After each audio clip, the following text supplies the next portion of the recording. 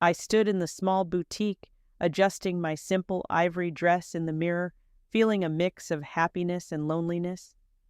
5 years ago, I had spent $45,000 of my inheritance to give my sister Sophia the wedding of her dreams. 200 guests at the Grand Palace Hotel, designer everything pure perfection. Now planning my own modest celebration with 30 guests at the community center, my phone buzzed with a text that shattered my heart. "Sorry, Claire, cannot make it to your wedding.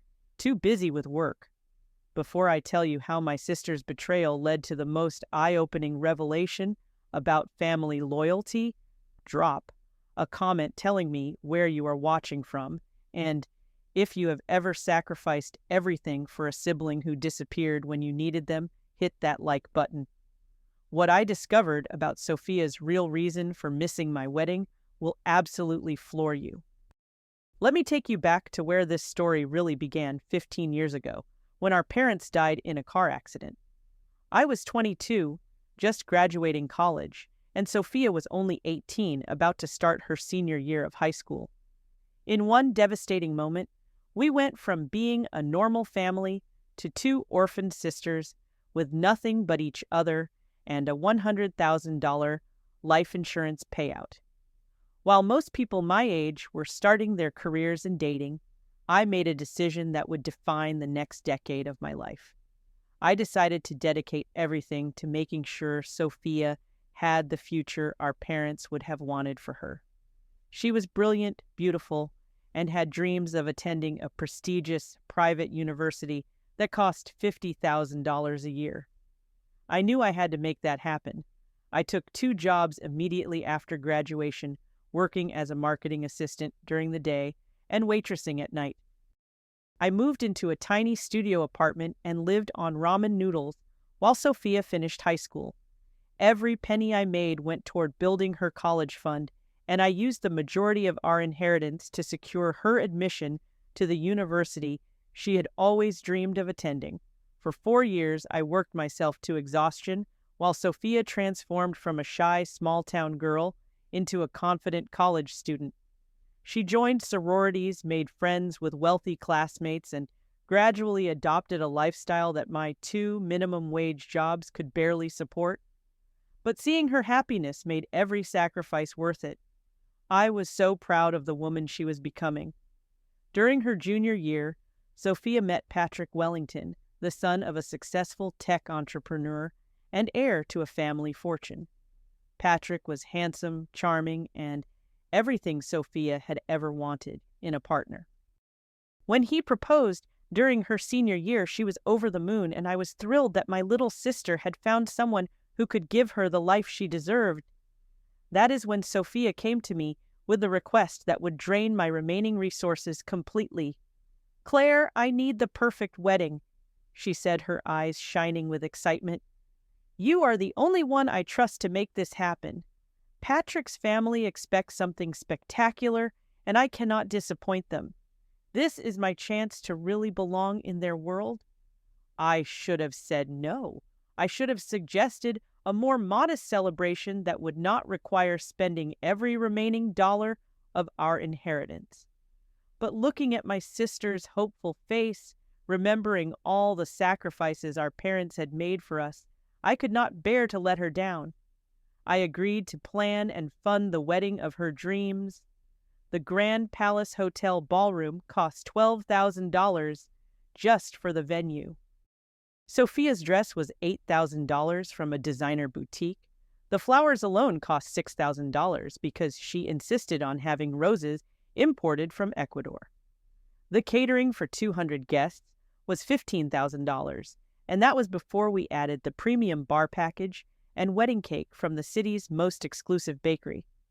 I took unpaid leave from my day job to coordinate every detail personally. I spent 3 months living on credit cards while I planned flowers, coordinated vendors, managed the guest list, and handled every crisis that emerged. By the time the wedding day arrived, I had spent $45,000 and was physically and emotionally exhausted. But when I saw Sophia walking down the aisle in her perfect dress surrounded by perfect flowers in the perfect ballroom, I felt a deep sense of accomplishment. Patrick's family was impressed by the lavish celebration, and Sophia looked like the princess she had always dreamed of being. During her speech, she thanked me publicly for making it all possible, and I felt proud despite my own financial ruin. I wore a borrowed dress to her wedding and sat at a back table with distant relatives I barely knew. While Sophia danced with her new husband, surrounded by hundreds of guests, I was calculating how long it would take me to pay off the credit card debt I had accumulated during the planning process. The years that followed Sophia's fairy tale wedding were some of the most difficult of my adult life. It took me 2 full years to pay off the credit cards I had maxed out during her wedding planning. I worked overtime constantly, lived in the same tiny apartment, and had virtually no social life because every spare dollar went toward debt repayment. Meanwhile, Sophia and Patrick moved to California for Patrick's business expansion. They bought a beautiful house in an exclusive neighborhood, and Sophia's social media was filled with pictures of their glamorous new life. Wine tastings in Napa Valley weekend, trips to Lake Tahoe, dinner parties with Patrick's wealthy colleagues. She had achieved the lifestyle she had always wanted. Our communication became sporadic after they moved. What used to be weekly phone calls became monthly check-ins, then just birthday and holiday texts. When I tried to share updates about my own life, Sophia seemed distracted and uninterested. She was building her new identity as the wife of a successful entrepreneur, and our shared past seemed increasingly irrelevant to her future.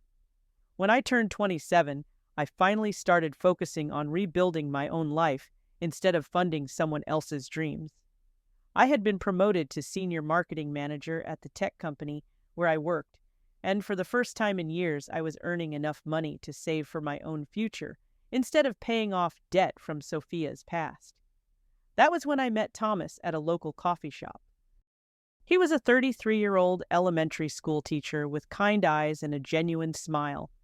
Our first conversation lasted 3 hours, and I realized I had forgotten what it felt like to talk to someone who was genuinely interested in my thoughts and opinions, not just what I could do for them. Thomas and I built our relationship slowly over 2 years.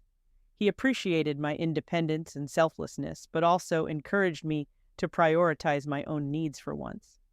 He had never known anyone who had sacrificed so much for a sibling, and his admiration for my loyalty made me see my own actions in a new light. When Thomas proposed during a hiking trip to our favorite mountain trail, I felt something I had never experienced before, being chosen and cherished for who I was not what I could provide.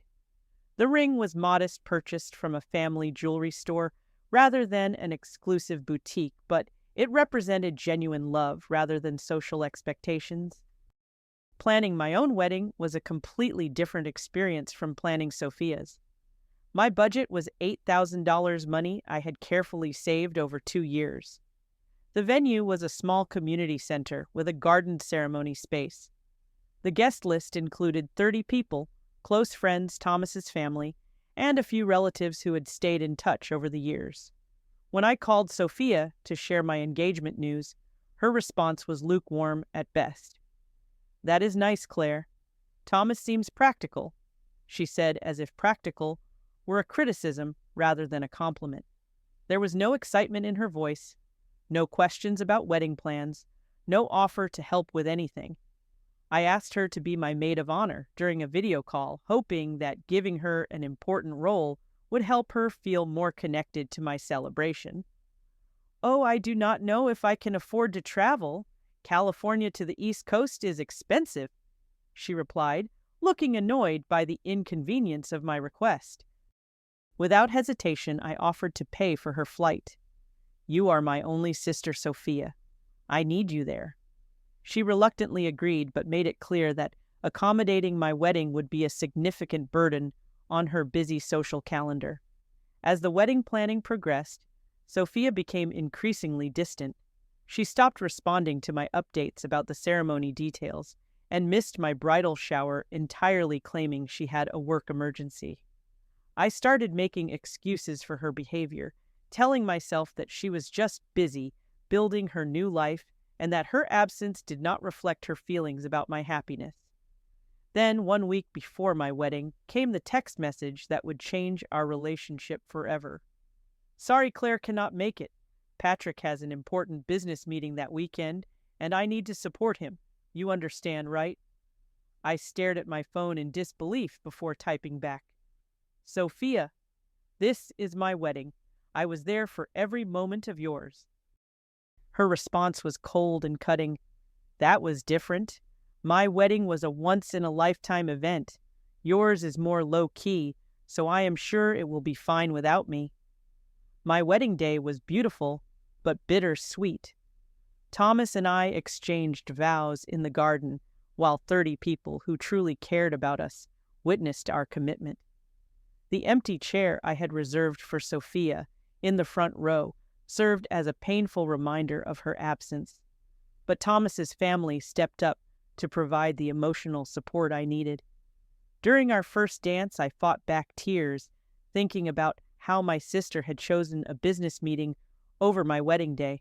Thomas whispered in my ear that he was sorry Sophia was missing such a special moment, and I realized that my new husband understood the depth of my hurt better than my own sister ever had. 3 days after the wedding, my cousin Emily called with information that would shatter any remaining illusions I had about Sophia's priorities. Claire, I need to tell you something about why Sophia really missed your wedding. Emily said, her voice hesitant but determined. Emily had stayed in touch with Sophia through social media and had seen something that made her sick to her stomach. While I was walking down the aisle to marry the love of my life, Sophia had been posting Instagram stories from a luxury spa resort in Napa Valley. Photos of champagne tastings, couples massages, and gourmet meals with Patrick filled her social media that entire weekend. She was not at a business meeting, Claire. She was at a 5-star resort having a romantic getaway while you were getting married. Emily said, her voice filled with anger on my behalf. The betrayal was deeper than I had imagined, but Emily had more devastating news to share. During family gatherings that I had not attended, Sophia had been rewriting the history of our relationship. She told relatives that I had been financially irresponsible and had forced her to accept money for her wedding.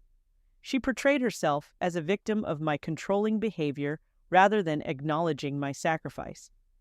She told Patrick's family that you were jealous of her success. Emily continued. She said your modest wedding was embarrassing to the family name and that she could not be associated with that kind of celebration. I reached out to other family members to verify Emily's account, and the picture that emerged was horrifying. Sophia had been systematically destroying my reputation while building her new identity as a sophisticated wife who had risen above her humble origins. According to her version of events, I was a burden she had finally managed to escape. The financial discoveries were equally shocking. Patrick's startup had failed 6 months before my wedding, and they were living entirely off his family's money. Despite their precarious financial situation, Sophia had chosen to spend thousands of dollars on a spa weekend rather than attend her sister's wedding. When I called Sophia directly to confront her about the lies and the spa weekend, her response revealed the full extent of her transformation. Look, Claire, I have moved on to a different life now. I cannot be associated with your kind of lifestyle anymore, she said with cold calculation. Your wedding was sweet and all, but it was not really the kind of event Patrick's family would understand. In that moment, I realized that all my years of sacrifice had not created a grateful sister, but rather an entitled stranger who was ashamed of her own family. I had enabled her sense of superiority by always putting her needs before my own, and she had learned to see my love as weakness rather than strength. I decided it was time for consequences. I wrote a detailed letter to Patrick's mother, a traditional Southern woman who valued family loyalty above social status. I included photos from Sophia's lavish wedding receipts, showing my $45,000 contribution and screenshots of her spa weekend during my wedding. The letter explained how Sophia had abandoned the sister who had funded her dream wedding and supported her education. I made it clear that I was not seeking sympathy, but rather ensuring that Patrick's family understood the true character of the woman they had welcomed into their family. Patrick's mother was appalled when she learned the truth. She called Sophia directly to express her disappointment in her lack of family values. The entire Wellington family, who prided themselves on loyalty and integrity, suddenly saw Sophia in a completely different light. I also contacted a lawyer to establish formal boundaries around any future financial requests. I calculated that I had spent $65,000 supporting Sophia over 10 years, including her education, wedding, and various emergencies. Any future financial help would require a signed agreement acknowledging past debts and establishing repayment terms. The social consequences spread quickly through our extended family network. Relatives who had admired Sophia's success finally learned about the sacrifices that had made her lifestyle possible. Family gatherings became uncomfortable for Sophia as people began questioning her character and integrity. The immediate aftermath of my actions was swift and dramatic. Sophia called me in hysterics after her confrontation with Patrick's family, screaming that I had ruined her relationship with her in-laws. "How could you embarrass me like this? You have destroyed everything I worked for." My response was calm and measured. I simply told them the truth about what family loyalty looks like, Sophia. If the truth embarrasses you, perhaps you should examine your actions rather than blaming me for revealing them. She tried every manipulation tactic she had used successfully for years, guilt-tripping about how she thought I had helped her because I loved her, accusations that I was jealous of her happiness, claims that I was being vindictive and small-minded, but I had finally learned to recognize these patterns for what they were, attempts to avoid accountability for her choices. Patrick's reaction to learning the truth was significant. He had genuinely believed that Sophia had earned her education through scholarships and that her lavish wedding had been funded by our parents' life insurance. Discovering that she had hidden the extent of my sacrifice while disparaging my character to his family made him question everything he thought he knew about his wife. The changes in Sophia's life were immediate and far-reaching. Patrick's family stopped including her in their exclusive social events, and his mother made pointed comments about family obligations and gratitude during every interaction. Sophia's carefully constructed social standing began to crumble as people realized she had built her new identity on lies and betrayal. Meanwhile, I began my own healing journey through therapy sessions that helped me process years of codependent behavior. I learned to distinguish between healthy family support and enabling entitlement, grieving not just for the sister I had lost, but for the illusion I had maintained about who she really was. Thomas's family embraced me wholeheartedly, showing me what unconditional love actually looked like. They appreciated my loyalty to Sophia, while also recognizing that I deserved better treatment in return. For the first time in my adult life, I was part of a family that gave as much as they received. Without the financial drain of supporting Sophia, I was able to invest in my own future. I completed the MBA program I had postponed years earlier and was promoted to director level at my company. The financial stability allowed me to help others from a position of strength rather than sacrifice. 6 months after our confrontation, Patrick broke his engagement with Sophia after discovering additional lies about her past and character. She was forced to move back home financially, dependent on our parents for the first time in years, her carefully constructed lifestyle collapsing around her. In desperation, Sophia reached out to me with what seemed like genuine remorse. "I made mistakes, but you are my only family, Claire. Cannot we find a way to work this out? I offered her a relationship with clear boundaries, mutual respect, complete honesty, and no financial dependence. If you want a sister, Sophia, you need to learn how to be a sister, I told her. But she rejected these conditions, preferring to maintain her victim narrative rather than accept accountability for her actions. 1 year later, Sophia married a rebound boyfriend in a courthouse ceremony. No invitation was sent to me, which I took as final confirmation that our relationship was truly over. Instead of feeling hurt, I experienced profound peace, knowing that I had done everything possible to maintain our bond while protecting my own dignity. Thomas and I celebrated our first anniversary with a small gathering of people who truly loved us. During his speech, Thomas said, "Claire taught me that true love means choosing someone every day, not just when it is convenient." I realized that I had finally found a family that chose me back with the same intensity that I had chosen them. The personal growth insights I gained were transformative.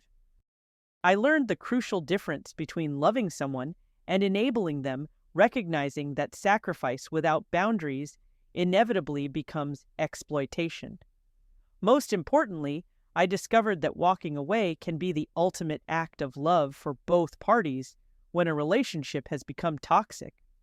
I began mentoring young women in similar situations, sharing my story at support groups focused on codependent family relationships. Helping others recognize patterns of emotional manipulation became a way of transforming my painful experience into something meaningful and helpful.